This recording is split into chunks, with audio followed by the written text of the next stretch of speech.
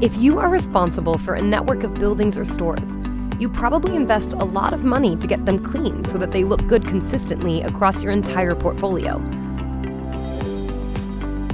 But sometimes the reality is that the cleaners are unsupervised and not as invested as you want them to be. Wouldn't it be great if you could see the cleaning results of every site, every day without having to visit it? This would allow you to reduce supervision costs and increase the cleanliness of your sites. Because everyone is more accountable when the results of their work are being monitored.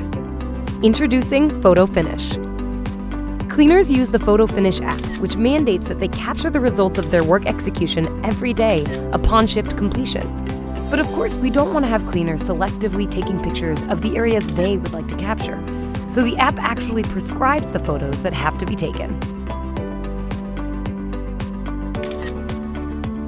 Additionally, to ensure the cleaners can never anticipate what photos will be requested, supervisors upload many photos at the onset that then become the picture bank which the app draws from. Photos taken by the cleaners validating their work are then instantly shared with supervisors who get this critical visibility. Knowing these photos are being reviewed by their supervisors drives the behaviors and outcomes you desire.